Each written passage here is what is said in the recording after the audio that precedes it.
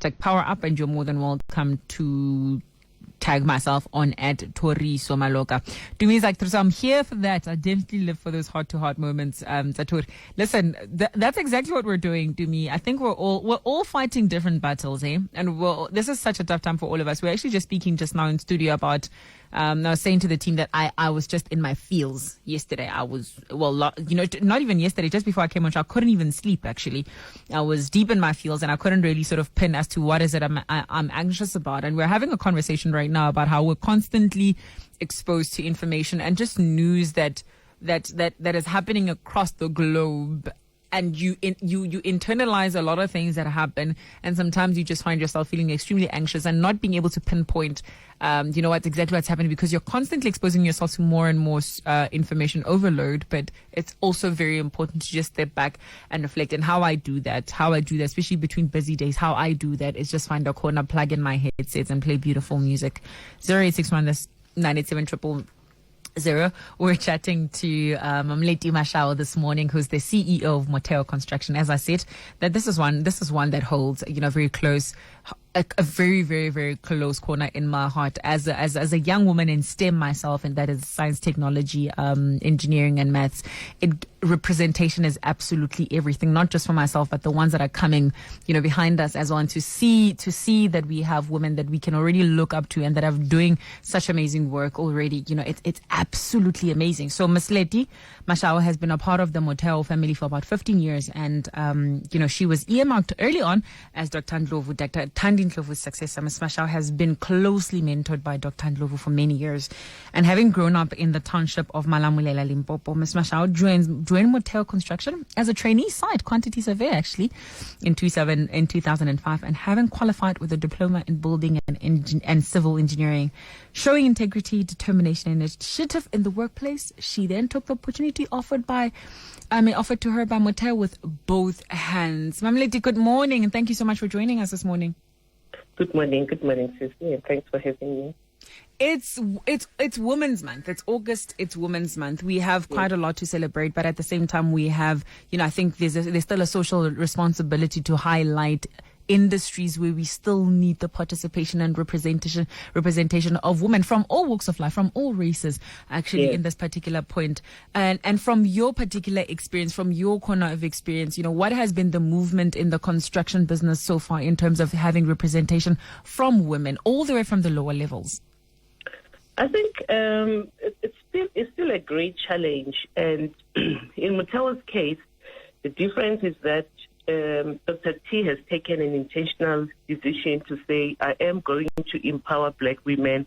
And she was very clear that she wants the business to be led by women. So I think if you don't have leaders that will be very clear in their headspace that this is what they are going to do, then it will remain a challenge. But I must say that there's a huge improvement in terms of trying to accommodate women. But I think there's definitely still work to be done in that regard. Absolutely. And just on the conversation of representation and just trying to sort of embark a whole lot more on transformation, especially for us, the younger ones, Lettie. And, when you're speaking to us, the younger ones who constantly feel as though we might have representation here or there, especially from senior women in various industries. And I want to double click onto STEM here. There's often the notion that the voices of the women that we have in those particular tables may not necessarily be heard. Are we right as younger people to assume that? Or, how do we then rectify that particular assumption or that sentiment or that feeling, rather?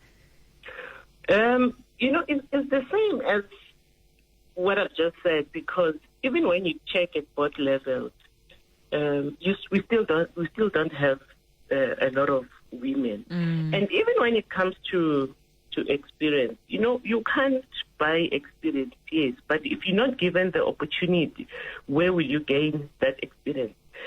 Remember that in my case, when I became a board member at Motheo, I was still very young, and at that point, I didn't even know what to do. But Dr. Thandi took a decision at some point to say, I need to expose this young lady to the board. And I remember when I was first called to be offered the opportunity to sit on Motheo's board, I was shocked, and I was like to Dr. But I don't know what to do. And she said, no, don't worry, you learn. So my view, if you don't have that one person who will put her foot down to say, we are going to open space for young women to participate, whether they have the exposure at that level or not, we are going to give them. Then there won't be any move. Because in my case, if she didn't do that, I don't think I will be a better director like I am today. But thanks to the opportunity that was given to me. So I think the bottom line is, if you're not going to have the industry leaders who are going to be intentional in their approach, in making sure that they get young women on board, give them the experience that they need, because you can't have an experience of sitting on the board if you are not given an opportunity. Absolutely. Yes. So that's exactly, and I think my journey is the perfect example of what happens when you give somebody an opportunity.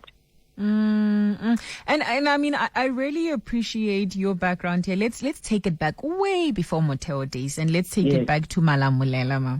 And the reason why I asked for that in particular is that Mamleti, for example, how molebeletse from a distance, from someone who's saying, I'm sitting in the middle of Mametlake somewhere, how is this achievable for me? If you can take us through some of your internal conversations as a young woman sitting in the middle of Malamulele, whether at a point of studying your diploma or just before that time, what were your thoughts? Did you ever have any idea or sense of it's going to be fine, we're going to do great? I think the advantage with me at a very early stage, I used to say to myself, I am a leader in my own area of gifting. So by that, it helped me to realize that it doesn't matter where I go, it doesn't matter what I do, I carry something within myself which is different from the next person. And I am a leader in my own right. So which means in whatever area of your gifting, you are a leader in that area. So I grew up with that understanding that there's something unique about me. And why is that important? Is because sometimes people do not understand who they are and what they carry. And that's why sometimes we end up competing, because you've moved away from your past because you didn't discover who you are at an early stage.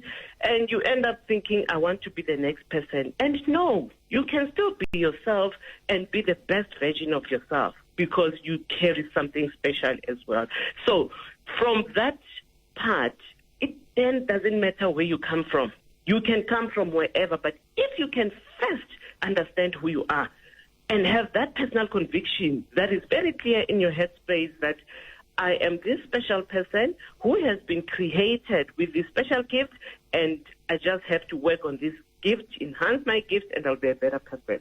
Absolutely. And at the back of understanding that the likes of Motheo has about 7 black women that sit as part of the majority shareholders, I then want to ask a question: how do you then guide the conversation, especially for younger or less experienced people in industry, regardless of man or woman, maybe more women actually, with regards to celebration of Women's Month, in terms of salary negotiations? Because I think a lot of us still struggle with that one, especially in industries where there's a sense of, no, I'm grateful for this opportunity, and you sometimes go a little bit lower, if not way lower than what's known to be market related. And again, I'll use the Motheo experience. And maybe before I respond to that, let me touch on the fact that the very same women that are actually shareholders at Motheo, it's people that are coming through the ranks. It's not senior executives that were picked up on the basis that they already know it all. No, but it's people that we've identified potential within them, And a decision was then taken to say, we are going to groom these people further and give them an opportunity to grow to a point where one day they will be the executive leaders of Motheo. So that is another example. Instead of giving excuses and saying it's impossible, there are no people, who should you appoint? Groom those people, because that's another excuse that the industry will then be saying to everyone that, no, we can't find the experienced black people. You can't find them, then make them. Because the people are already waiting for you, So I just wanted to touch on that. Then in terms of salaries, you are quite right. It's happening out there. It's just fortunate that in our case, it's not there. But what is important is that people, there's two things. One, you have people that sometimes we want to earn a lot of money overnight. That's the problem. Number two, when you know that you've earned the stripes, you've gone through the process, and you already managed to get to a level that constitutes an increase. I think as women, we need to be strong. And if we have to approach our line manager to negotiate further, we must do that. But what I will emphasize is it's important that we should not neglect the fact that we still need to learn, because there are those situations where sometimes people expect to earn under a certain bracket, and yet they have not went through the process to be able to earn a salary at a certain point. So I think what is important is that once you've satisfied yourself that you've gained that experience that you need and the right qualification that talks to that bracket, then you need to be open to talk about such things. Absolutely. And maybe just being a little bit more industry specific at this point in time, we've seen during this time that, a lot of organizations are really being pushed to the corner of innovation. And, a lot of organizations have been talking about work from home strategies, for example, innovative strategies that companies can employ. But in this particular time, I think more than ever, more than any other technology team in each company, COVID-19 has really pushed the corner of needing implementation rather. And for the sector, construction in particular, are there any particular innovations or innovative strategies that, have emerged from this particular point in time, whether operationally or in terms of the product or the end build that comes out of it? We've been trying so much to work from home, when the economy was open.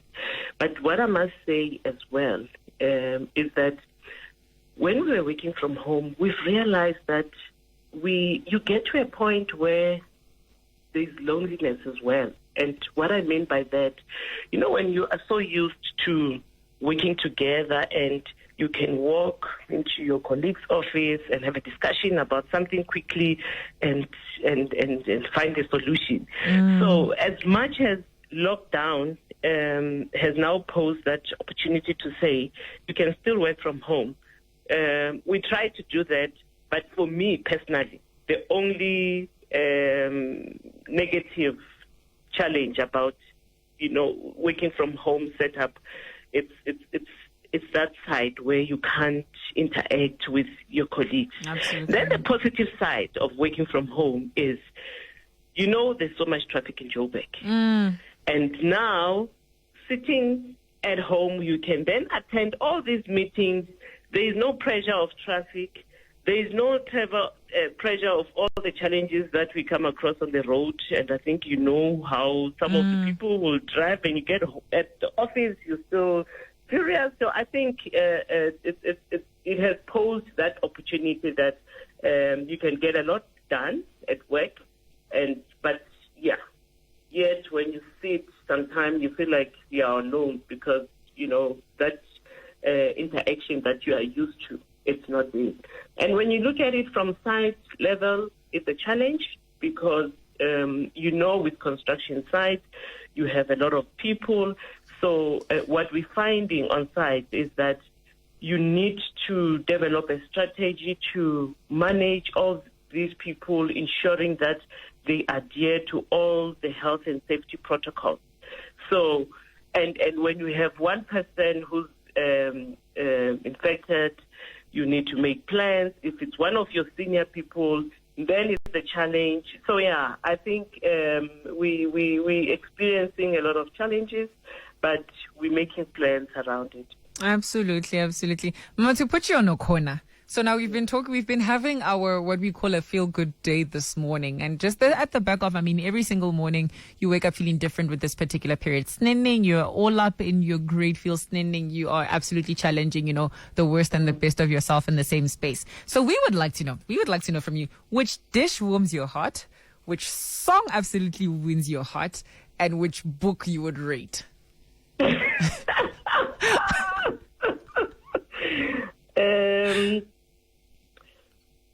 In terms of the song, I actually like the song which says "All Be Lifted." Okay. And why I love the song, during the lockdown, I was very down at the beginning, and I needed time to sit back and reflect. So in that process of doing that, I then realized that actually we need to go back to our Creator. As much as we know we do pray and so on, but I think somehow we've drifted away from, the core purpose. So for me, that's the song that helps me to find myself. And even when I find myself in the midst of so many challenges, yes, then it revives me. Sure. So this is "All Be Lifted." This is yes. Okay. So that's our song, and your dish. Food brings people together. Food brings the heart to the soul. That's true. I'm a STEM person. So, yeah, in terms of the dish, I think...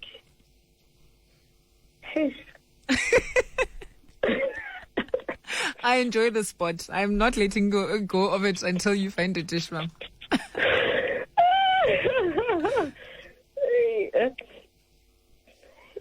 Yeah, no.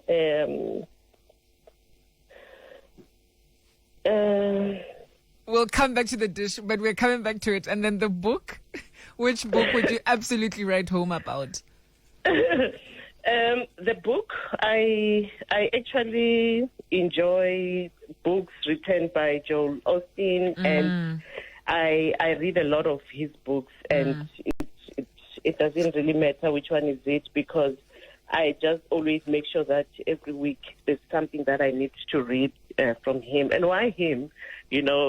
It somehow he finds a way to help you feel like you can do it again. Absolutely. Don't give up. So yeah. So I think I don't have a particular one, but I read a lot of his books. No, absolutely. And I'll let go of the dish one for now, but we absolutely won't let you go with that. Without, just finding out what are some of the projects that Motheo is busy with at the moment. We're busy with a project in Polokwane, which is a community residential unit for Polokwane Housing Association, and in around Joburg, we're doing a military veteran project in Palm Beach. We're doing a project in joint venture with WHO, which is Upstart Towers in